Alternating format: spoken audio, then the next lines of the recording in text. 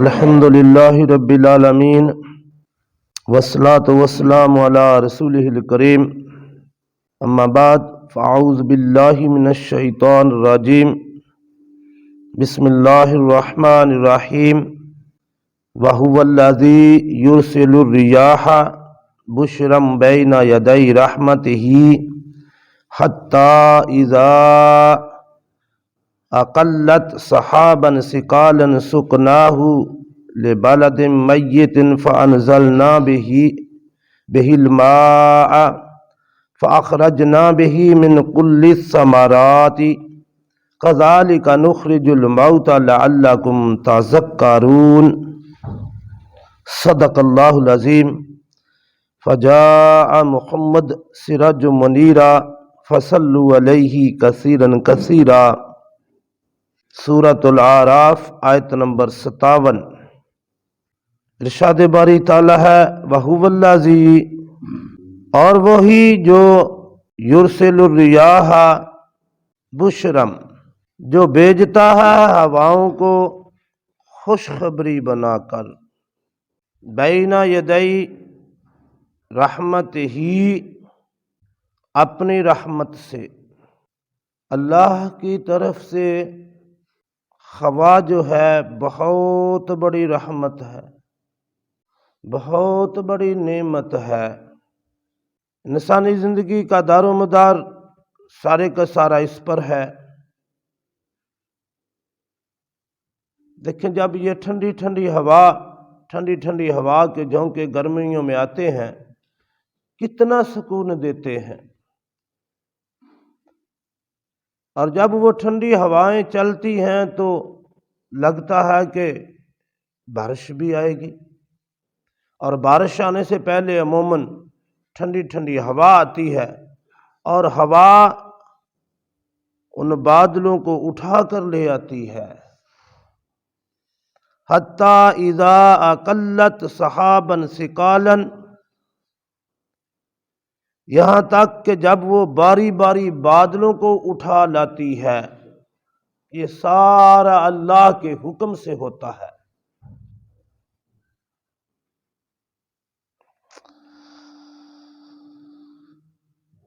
دیکھیں یہ ہوا نے سارا کچھ اٹھایا ہوتا ہے،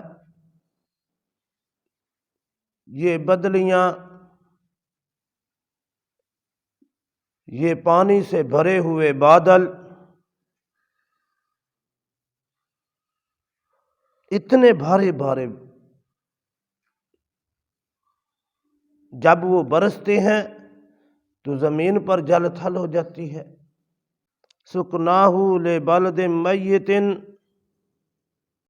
سکنا کہتے ہیں چلانے کو، ہم نے چلایا، سکنا ہم نے چلایا، لبلد شہر، میت یعنی جو مردہ زمین ہے، مردہ علاقے ہیں جہاں کچھ بھی نہیں ہوگا، اس کی طرف اللہ فرماتے ہیں ہم چلاتے ہیں۔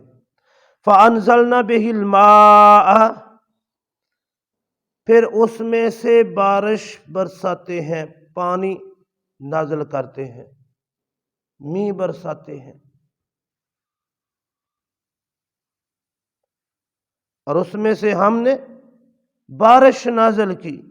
فَأَخْرَجْنَا بِهِ مِنْ كُلِّ الثَّمَرَاتِ، پھر ہم نے ہر قسم کا پھل میوہ جات نکالا۔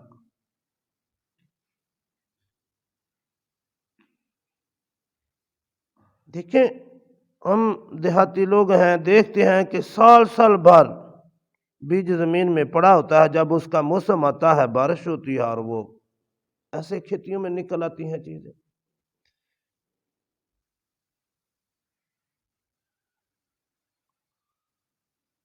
ویسے اس کو پانی میں رکھیں، زمین میں رکھیں، نمی والی جگہ پہ رکھیں تو وہ ویسے خراب ہو جائے گا، لیکن اللہ کی قدرت کہ وہ اللہ رب العالمین اس کو کیسے بچا کے رکھتے ہیں اور پھر وہ کیسے اس کو اگاتے ہیں۔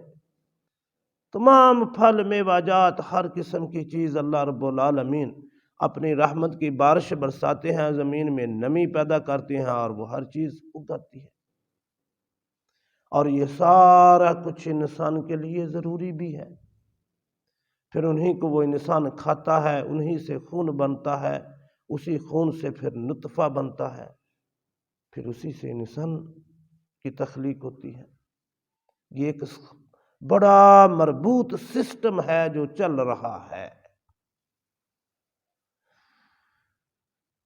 کذالک نخرج الموتى، اللہ فرماتے ہیں اسی طرح ہم مردوں کو بھی نکالیں گے۔ کذالک نخرج الموتى،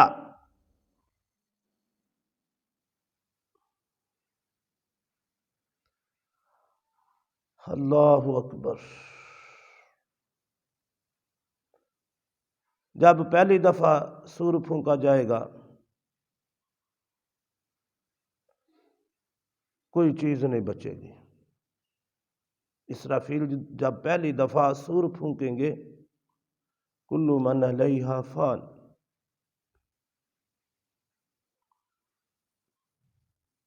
ہر چیز فنا، ہر چیز ختم۔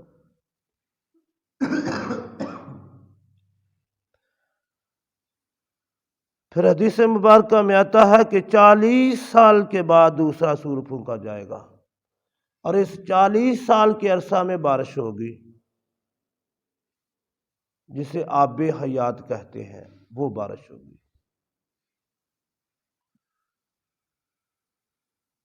دنیا میں یہ جو کہتے ہیں نا فلاں جگہ پہ آب حیات ہے، اگر بندہ پی لے تو موت نہیں آتی، وہ آب حیات نہیں ہے۔ یہ آب حیات وہ بارش ہے جو پہلا سور پھونکنے کے بعد برسے گی۔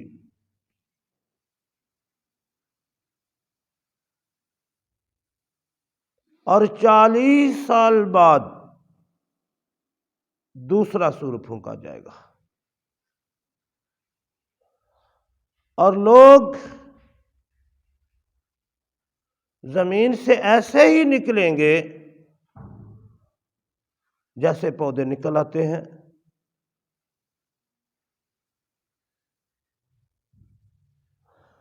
اور دیگر مخلوقات بھی نکلیں گی جو زمین میں دفن ہے۔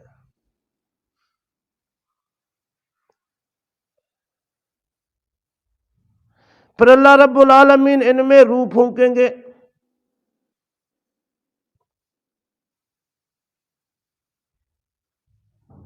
وہ روح جو اس سے نکالی گئی وہ دوبارہ اس میں، پھر اس کا حساب کتاب ہوگا۔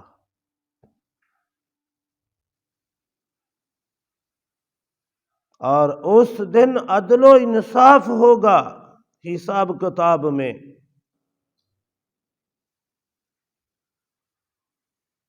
ہماری طرح کا وہ میزان یا ترازو نہیں ہوگا کہ اس میں ڈنڈی مار لیں، وہ اللہ کا میزان ہوگا، وہ پورا پورا تول کرے گا، اور اس دن کسی کے ساتھ کوئی زیادتی نہیں ہوگی۔ رحمت تو ہوگی، فضل و کرم تو ہوگا، لیکن زیادتی کسی کے ساتھ نہیں ہوگی کہ کسی نے کوئی گناہ کیا نہیں اور اس کو سزا مل جائے، ایسا نہیں ہوگا۔ یہ تو ہو سکتا ہے، اور بلکہ یہ ہوگا کہ بندوں نے گناہ کیے ہو گئے، اللہ اپنے فضل و کرم سے انہیں معاف کر دے گا اور کوئی سزا نہیں دے گا، ایسا تو ہوگا، لیکن زیادتی کسی کے ساتھ نہیں ہوگی، نہ کیے کی سزا نہیں ہوگی کسی کو بھی۔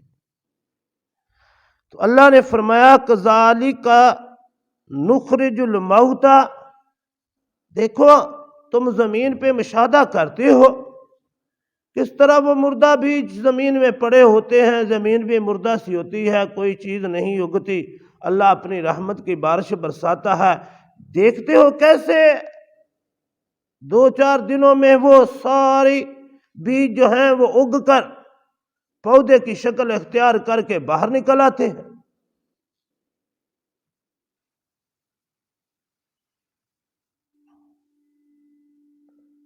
فرمایا اسی طرح کذالک، اسی طرح نخرج الموتى، ہم مردوں کو زندہ کرتے ہیں۔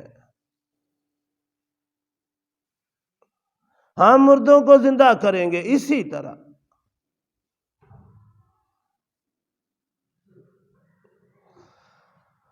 لعلکم تذکرون، تاکہ تم نصیحت پکڑو۔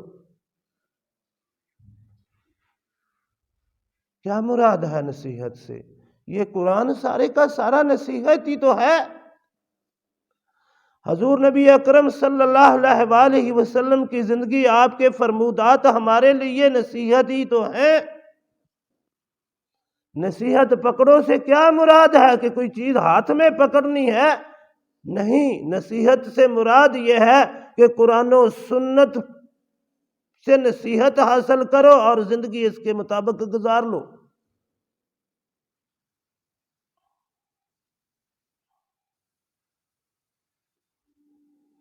اگلی آیت کے اندر آئے گا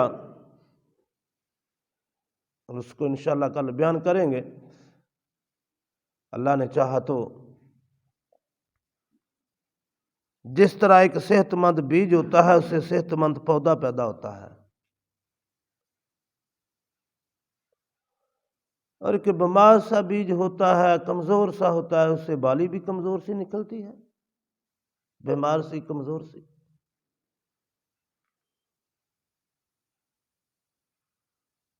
وہ بیج کے اندر بیماری ہوتی ہے۔ آپ نے دیکھا نہیں، گندم اور منجی کے ایسے بوٹے نکل آتے ہیں جو لمبے لمبے سے ہو جاتے ہیں اور اس کے اوپر کوئی پھل نہیں لگتا۔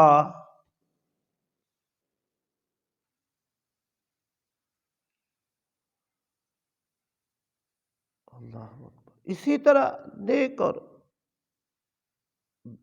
جو بد انسان ہے ان کی مثال ہے۔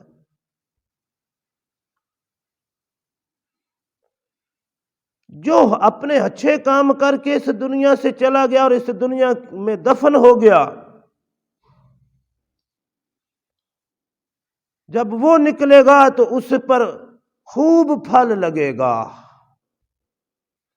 اس کی ایک ایک نیکیوں کے بدلے کئی 100 گنا زیادہ اسے مل جائے گا۔ اور وہ جو دنیا میں بیمار بن کے گیا، گناہوں کا بوجھ لے کر گیا، وہ نکلے گا تو صحیح زمین سے ضرور،